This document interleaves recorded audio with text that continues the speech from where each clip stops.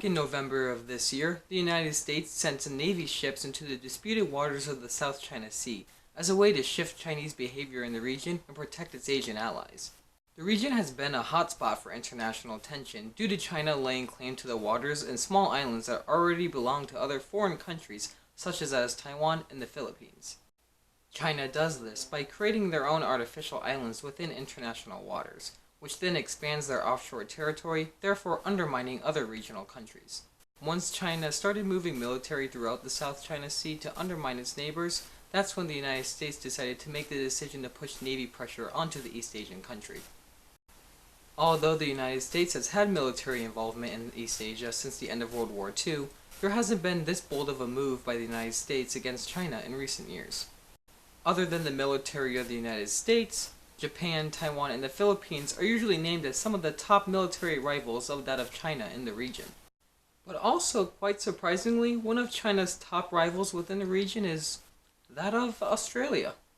Australia ranks as one of the United States' top allies, and frequently sides with the US on many military involvements. So it's not surprising that Australia would also put military pressure on China when regarding the conflict in the South China Sea. As recent as December 5th of this year, Chinese Navy targeted Australian military aircrafts with military-graded laser systems within international waters. If China continues to use similar military actions against that of Australia, it's likely that the US would back the Oceania country in terms of increased arms sales and joint military exercises. But aside from military cooperation within the South China Sea, how exactly do the United States and Australia get along on other terms?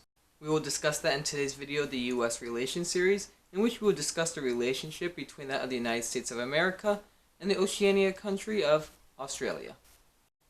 The United States of America and Australia established diplomatic relations with one another on January 5th of 1940, which is actually rather late due to Australia gaining independence from the UK in 1901. This is because Australia still let its former colonizer have control over its foreign diplomacy, despite being independent. So technically the US did have ties with Australia, but it was mediated between that of Britain.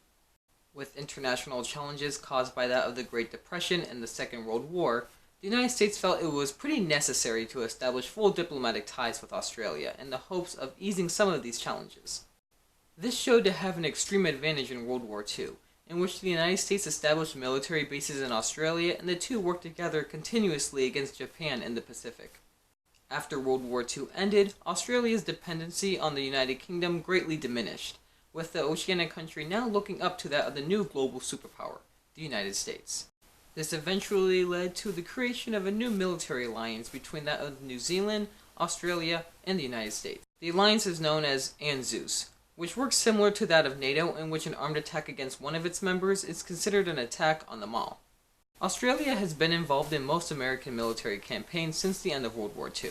These are wars such as the Korean War, the Vietnam War, the Gulf War, the invasion of Afghanistan, and the global campaign against ISIS.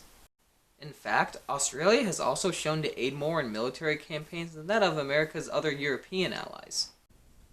Alright guys, we're going to war. You guys ready?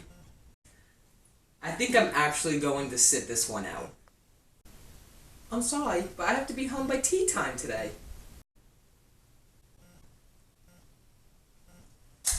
Just lock and load, mate. But recently, the United States brought up the possibility of deploying troops in Saudi Arabia in order to counter Iran, with Australia also agreeing to possibly take part in the deployment.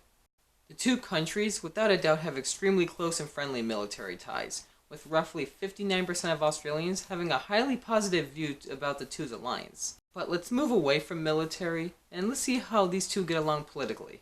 Both of these countries base their governments off the ideals of indirect democracy and thrive off the ideals of political equality, majority rule, and the preservation of minority rights. So automatically, their similar governments and ideals are binding factors between the two. In recent years, US President Donald Trump and Australian Prime Minister Malcolm Turnbull have expressed their general dislike for one another due to disagreements between the two, but despite their personal opinions of one another, they have both stated that the two countries are still some of each other's top allies.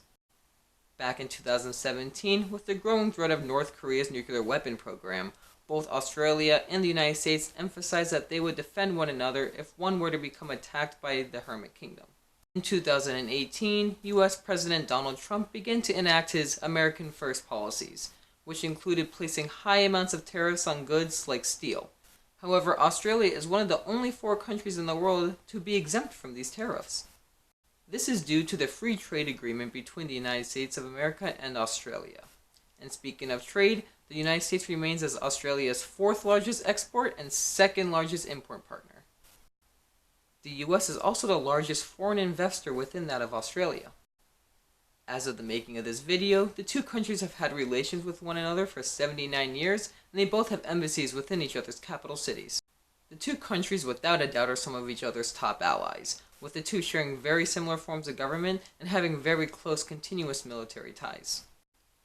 And even with both of their leaders taking occasional jabs at one another through social media, the 2 countries still make sure to express their love for one another. Thank you for watching today's video. Please make sure to like and subscribe, and leave a comment down below if you have any video suggestions that you would like us to cover. See you guys soon.